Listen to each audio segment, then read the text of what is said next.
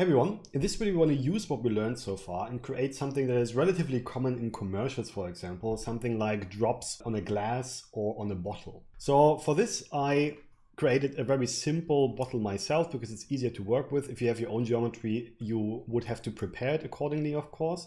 And what we need to do, of course, is we need points. So let's start simple and we create a pop net to save some time. And what will happen, of course, is it will emit a lot of points on the surface. Now, that's not what we want because usually, drops are not constantly added, of course. So what we could do here now is we could use our initial geometry here to create our own points. But this time I want to use the pop source and use the impulse count instead so that we can define how many points we want on the first frame, and we turn off the constant birth rate. So let's use as an impulse count maybe 1000. Yeah, that's not too bad, I think. And then we want to create that only on the first frame. So what I want to use here is the $FF equals 1001 in my case, because I want to have a little bit of pre-roll. So when I have this and press start, you can see now that the points are only created on the first frame and then stay. Great. So what we then could create, of course, is gravity.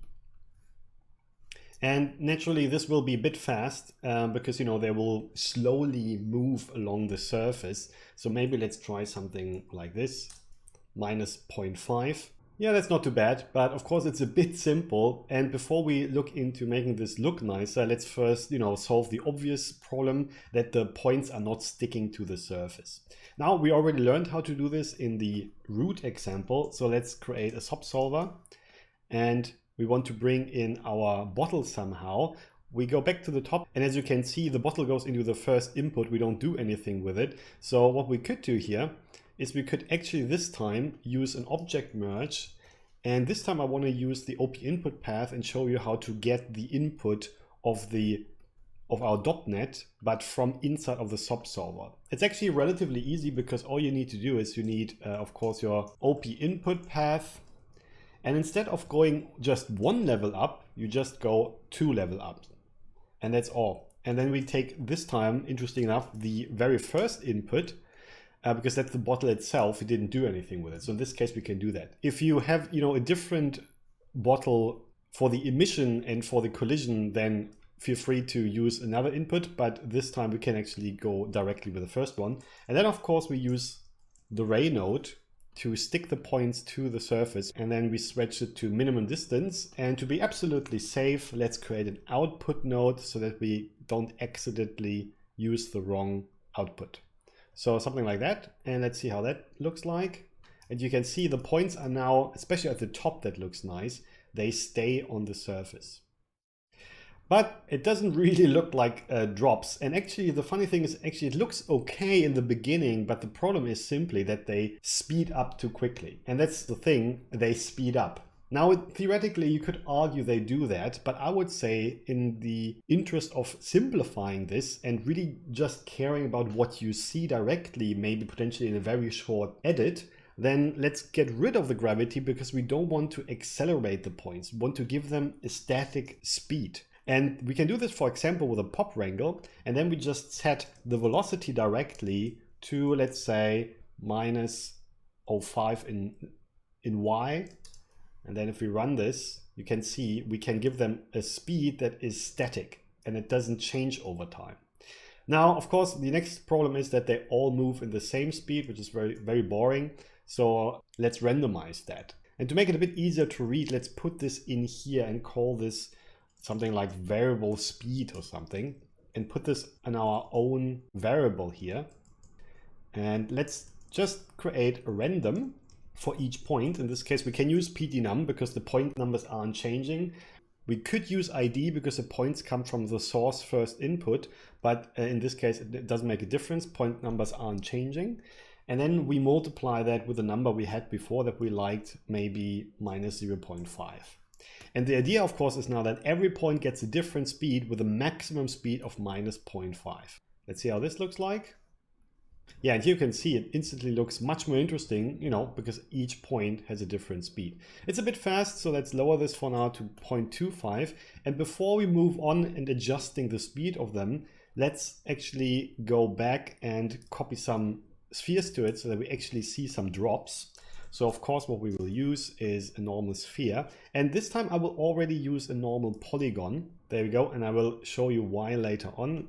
And then I use a copy to points. You could, for now, start with a simple primitive as well to not create so much geometry, but we want to do more with our drops in a second. Now, of course, as you can see, they are too big, and sure, we can scale them down, but you can imagine if we would do this, all the drops would have the same scale. Pretty boring. So instead, let's keep it at 1, and we simply create our attribute randomize for our P scale, of course. And it has 1 dimension, and let's say the smallest is 001, I don't know, and the biggest is 00, let's try something 004 maybe. Yeah, that's not too bad actually. Well, let's make the smallest a bit bigger and the biggest as well.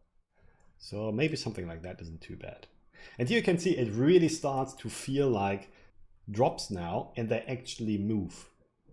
Still probably too fast, sure, we can adjust this, and some are maybe too slow. So what we can do if we go back to our velocity here, instead of relying on a random number between 0 and 1, what you could do, which I often do, is I use a fit range that is between 0 and 1, right? I know that this will come out of the random, and then I create a new range, just like I did with the attribute randomize a second ago outside. I can also here now declare, okay, the smallest number that should happen is maybe 0.2, and the biggest number is maybe, I don't know, yeah, 1.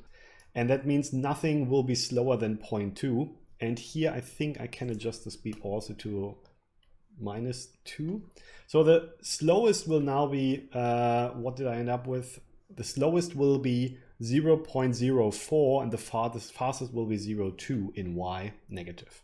Of course, you can do the same thing in VOPs, by the way. So you could use a PopVOP, there it is, or you could use a subsolver in which you can do this maybe with an attribute randomize even. Right, yeah, here in the subsolver, we could have used an attribute randomize, and then I would set this to velocity, and then the speed in X and Z would be 0, and then here it would look like this, I think.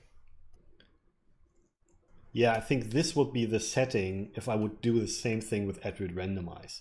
But I prefer Vex. I find it a bit more flexible because I can add different things to this later on. So let's run this now. And when you look at it, I think this looks really nice. This is pretty much what we want. Now, before we finish this, one thing I would definitely add, like I would always do, is a pop force to add a little bit of turbulence to the whole thing. Not too much, and the swirl size I would keep small. Let's try this and see what happens. And yeah, you can see now that the points are also moving to the side a little bit. I think it's too strong, of course, but so maybe half this. But it adds a good bit of complexity to it, because here you can see the points are sometimes pushed to the side a little bit, which of course is something that you see often when drops move along a glass. They are, they change their direction based on some irritation on the surface or something like that. So I think this is really nice, and I think we could stop here. But before we really finish this, I want to add a few more things. The first thing is, if you would render this, and you can already see that, you would have the problem that the drops, of course, will stick inside of our glass. Now, there are a couple of solutions for this. One simple one would be to simply use a Boolean to cut away the inner parts of our drops. And this is, by the way, why I used polygon geometry for this. So it's much easier to cut away from it. So I take my result here and take my bottle and want to cut away the bottle. And here you can see by default it already does that with a subtract. It's a bit slow, so maybe we can lower the resolution of our sphere here to speed this up a little bit. There you go. And now you can see we only have the drops on the outside. And if you want it a bit softer, of course, and we can actually go even lower with the resolution, because what we can do now is we can just use an attribute blur, or maybe a subdivide is better, a subdivide to soften these up a little bit. And maybe it would help to make them even less.